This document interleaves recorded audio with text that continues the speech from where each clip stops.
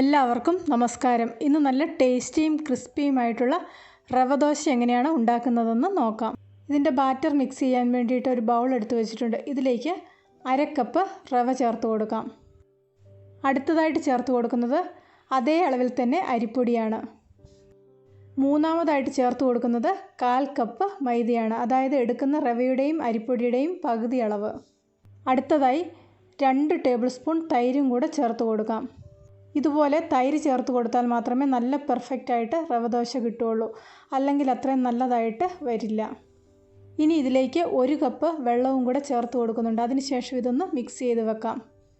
നന്നായിട്ട് മിക്സ് ചെയ്തതിന് ശേഷം ഇതൊരു സൈഡിലേക്ക് മാറ്റി വെക്കാം. ആ സമയത്ത് ഇതിലേക്ക് വേണ്ട ബാക്കി കാര്യങ്ങൾ ചെയ്തെടുക്കാം.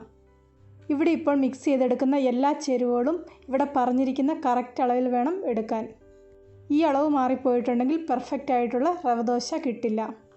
റവ എടുക്കുമ്പോൾ വറുത്തതോ വറക്കാത്തതോ ആയിട്ടുള്ള റവ എടുക്കാം. ഞാനിവിടെ നേരത്തെ വറുത്ത് വെച്ചിരുന്ന റവയാണ് എടുത്തത്. 1 കപ്പ് വെള്ളം ചേർത്ത് മിക്സ് ചെയ്തതിന് ശേഷം ഇതൊരു സൈഡിലേക്ക് മാറ്റി വെച്ചു. ആ സമയത്ത് ഇതിലേക്ക് വേണ്ട ബാക്കി കാര്യങ്ങൾ റെഡിയാക്കി വെച്ചിട്ടുണ്ട്.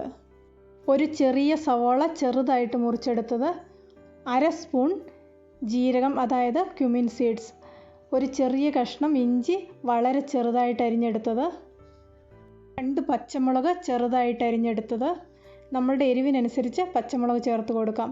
കുറച്ച് ചില്ലി ഫ്ലേക്സും കൂടെ ചേർത്ത് കൊടുക്കുന്നുണ്ട്. ചില്ലി ഫ്ലേക്സിന് പകരമായിട്ട് കുരുമുളക് ചതച്ചത് ചേർത്ത് കൊടുക്കാം. കുറച്ച് കറിവേപ്പില ചെറുതായിട്ട് അരിഞ്ഞതും കൂടെ ചേർത്ത് കൊടുക്കുന്നുണ്ട്. ഇതുപോലെ കറിവേപ്പില ചേർക്കുന്നത് പോലെ കുറച്ച് മല്ലിയിലയും കൂടെ ചേർത്ത് കൊടുത്താൽ നല്ല ടേസ്റ്റായിട്ട് വരും. കുറച്ച് ഉപ്പും കൂടെ ചേർത്ത് കൊടുത്ത് ഇതൊന്ന് മിക്സ് ചെയ്തെടുക്കാം. മിക്സ് ചെയ്ത് നോക്കിയതിന് ശേഷം ഉപ്പ് ആവശ്യമാണെങ്കിൽ വീണ്ടും ഉപ്പ് ചേർത്ത് കൊടുക്കാം. 1 കപ്പ് വെള്ളവും കൂടെ ചേർത്ത് ഇതൊന്നും കൂടി ഒന്ന് മിക്സ് ചെയ്തെടുക്കുന്നുണ്ട്. ഇതുപോലെ ചെയ്തെടുക്കുമ്പോൾ നല്ല ലൂസായിട്ടാണ് ബാറ്റർ ഉണ്ടാക്കിയെടുക്കുന്നത്. ഏകദേശം ഒരു 2.5 കപ്പ് വെള്ളം ഇതിലേക്ക് ചേർത്ത് കൊടുക്കുന്നുണ്ട്. ബാറ്ററിൻ്റെ കറക്റ്റ് പാകമാകുന്നത് വരെ കുറേശ്ശെയായിട്ട് വെള്ളം ഒഴിച്ചു കൊടുക്കാം. അതിനുശേഷം ഓരോ പ്രാവശ്യവും റവ ദോശ ഉണ്ടാക്കുമ്പോൾ അടിയിൽ നിന്നൊന്ന് ഇളക്കി കൊടുത്തതിന് ശേഷം വേണം കോരി ഒഴിക്കാൻ. ഈ ബാറ്റർ ഒന്ന് ശ്രദ്ധിച്ചിട്ടുണ്ടെങ്കിൽ ഇതിൻ്റെ ആ കറക്റ്റ് പാകം മനസ്സിലാകും. ഇനി ഇത് നല്ല ചൂടായ പാനിലേക്ക് വേണം കോരി ഒഴിക്കാൻ.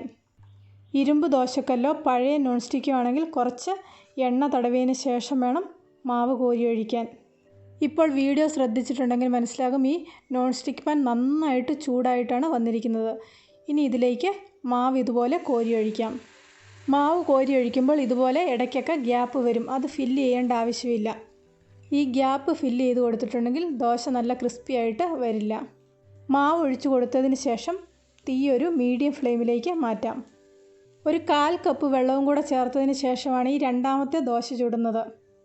ഇപ്പോൾ കറക്റ്റായിട്ട് വെള്ളത്തിൻ്റെ അളവ് പറയുവാണെങ്കിൽ 2.25 കപ്പ് വെള്ളമാണ് ഇത്രയും ചേരുവകൾ മിക്സ് ചെയ്യാൻ വേണ്ടിയിട്ട് ഇവിടെ എടുത്തിരിക്കുന്നത്.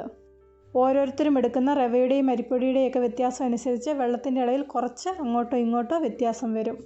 അത് നോക്കി വെള്ളം ചേർത്ത് കൊടുക്കുക. ചുടുന്ന സമയത്ത് ഈ ഒരു കറക്റ്റ് കൺസിസ്റ്റൻസിയാണ് വരേണ്ടത്.